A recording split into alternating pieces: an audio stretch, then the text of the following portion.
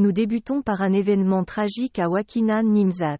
Un jeune homme, dans la fleur de l'âge, a vu sa vie brutalement éteinte, victime d'un coup de poignard fatal suite à une altercation. La police, mobilisée, promet de ne laisser aucun répit jusqu'à ce que justice soit faite, ouvrant une enquête pour retracer l'auteur de ce crime qui a secoué la communauté. Changement de cap avec le nouveau gouvernement qui, sous la houlette de Birame Souleye Diop, ministre plein de détermination, annonce un vent nouveau. Exit le parrainage de luxueux combats de lutte et d'événements fastueux, place à l'action concrète pour le bien du pays. Avec un audit prévu sur les secteurs névralgiques que sont le minier et le gazier, le message est clair, la renégociation des contrats n'est pas une option mais une nécessité.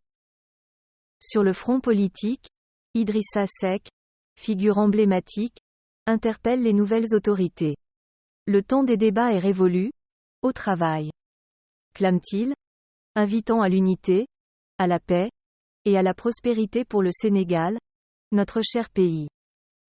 Le président Bassirou Diomaye Faye, dans un élan de rigueur et de vision, a donné le ton lors du premier Conseil des ministres. Révision générale des programmes et projets, audit des finances publiques, et une main tendue vers le secteur privé. L'objectif, relancer l'économie nationale et veiller à une gestion transparente et efficace. En ces temps de corité, Karim Wade et Ousmane Sonko, dans un esprit de fraternité, partagent leurs vœux et aspirations pour un Sénégal éthique, prospère et uni, mettant en avant l'importance de la lutte contre la corruption et le respect des libertés. Le président Bassirou Diomaye Diakhar Faye, quant à lui, dessine l'avenir avec 5 orientations majeures: jeunesse, lutte contre la cherté de la vie, modernisation de la justice, souveraineté économique, et consolidation de l'unité nationale. Un programme ambitieux pour un Sénégal en marche. Sur la scène sportive, le PSG essuie une défaite amère contre le Barça, une rencontre qui restera gravée dans les annales et promet un match retour électrisant en Catalogne.